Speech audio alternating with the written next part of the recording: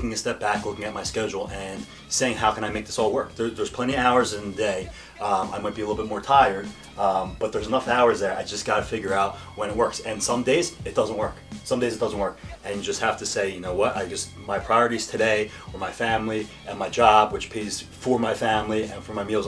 And some days I can do the bodybuilding thing. And most days I do the bodybuilding thing and the family. But some days, in the off season, it's family first, jobs, second, and then bodybuilding's third. I had a conversation with my fiance about doing a show, and we were up in the air about it. And I think the biggest thing is when you decide that either you're going to do a show or you're going to do a meet or you're going to do something, is you got to get the families okay.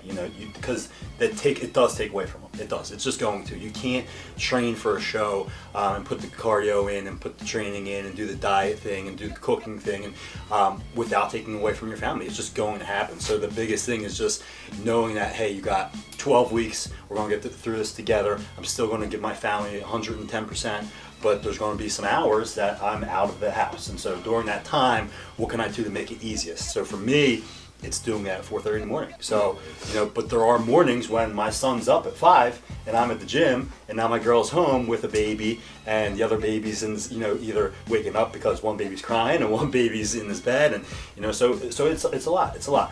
But communication, talking to your girl, and then making sure that your family is where they need to be, and then biggest thing is coming up with a schedule that makes sense for everybody, and you'll figure it out.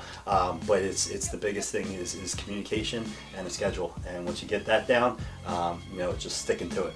And anybody who's in this bodybuilding thing knows how to stick to a schedule. So you just got to add that family piece into it, and I have more than enough faith that you'll be able to put it all together. And there's nothing more rewarding than coming back from the gym at 5 o'clock in the morning and walking into your family. It's the best thing. Or at night, if I get a training session at night, to come home to my family. The gym has always been a place for me to kind of unload and unwind in my place.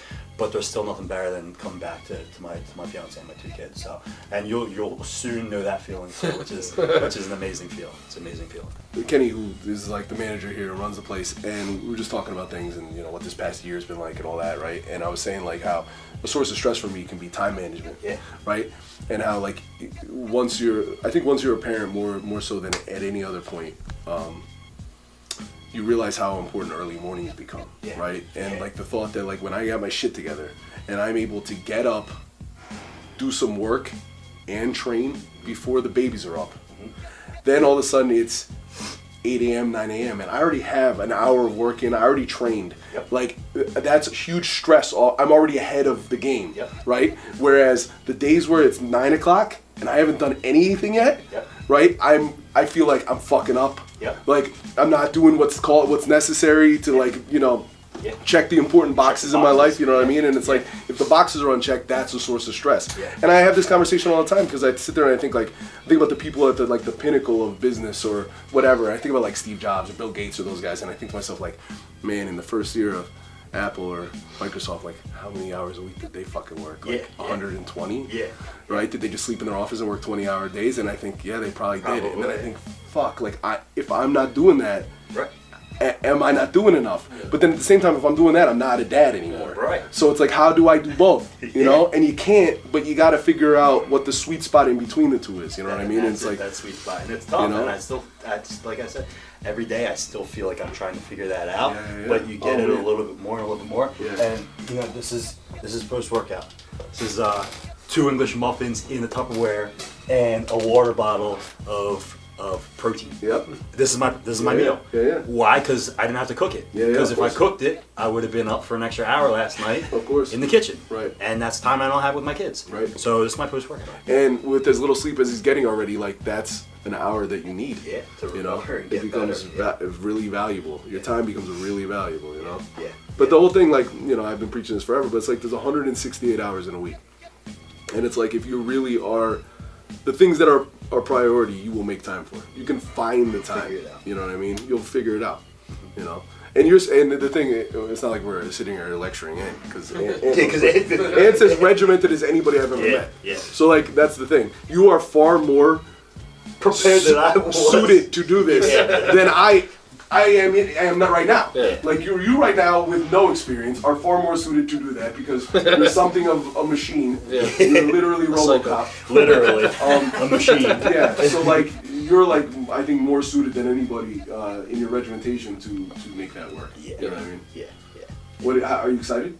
Yes, excited, nervous. Yeah. Once I knew it was a girl, I didn't stop sweating.